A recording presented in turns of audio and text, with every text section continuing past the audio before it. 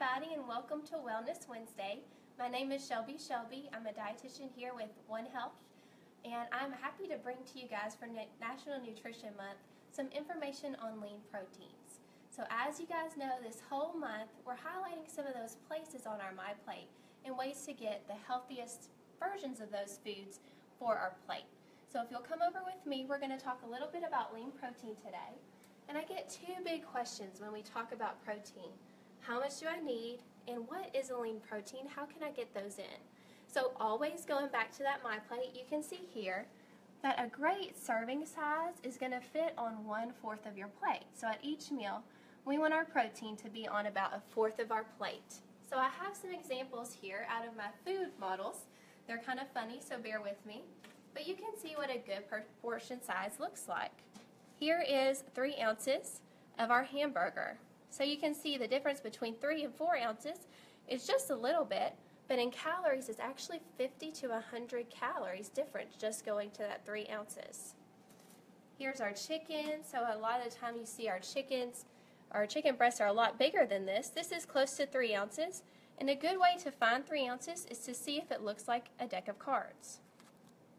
About 1/2 cup of beans is a great way to get in your protein. And then with nuts, we want to go for a small size that fits in the palm of our hand.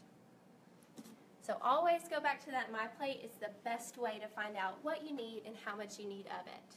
So to that second question, lean proteins and what they are. Basically, a lean protein is going to have lower saturated fat than other proteins. So here are some good examples of lean proteins that you can get in your day. One example that you hear about a lot is turkey and chicken, or poultry items. Getting those without the skin is a great way to get in a lean protein. You can sub in the ground turkey for ground beef, which might bring down your saturated fat content. Fish is also a great way, and we actually recommend getting in fish about 2 to 3 times per week. So we have a recipe for you guys. We'll come over here, because I feel like sometimes it seems really difficult to get in some fish through your week. You feel like you've got to do something fancy like grill it, but this is a simple way to get it in. This is going to be a tuna salad that we actually are making today with some avocado. We spritz some lemon on top there so that it wouldn't get brown. Here's some celery. Throw that in there. A little bit of tomato. And then here's some cilantro to top it with. You can mix this together and smash it up. Goes great with any kind of wheat cracker, wheat bread, a lettuce wrap, and it's going to be a tasty way to get in some healthy omega-3s, which is some of the great healthy fats that we get from our fish. So it's not too hard. Go for those packages. Look for the low sodium packaged tuna and salmon, and also try to get it packaged in water if you can to save some calories. So fish is always a great option, but you don't have to give up beef and pork, which I feel like a lot of the times we think, oh, I can't have any beef if I'm going for lean proteins. There are a couple of cuts that are going to be leaner than others. Loin and round are the ones that we think of the most, that are naturally leaner and have less saturated fat. Also, if you're getting the ground versions, try to go for something like, instead of an 80-20, go to 90-10. That's 90% protein, 10% fat. We're just getting less and less fat and more protein whenever we do that. Don't forget that there are plant-based proteins as well, which are great for you. They have the added benefit of fiber as well. Those are going to be your beans, your peas, nuts, and seeds. They're a great way to get in protein. And we have a recipe for you guys as well. This is a chili bowl. It has some rice in it as well.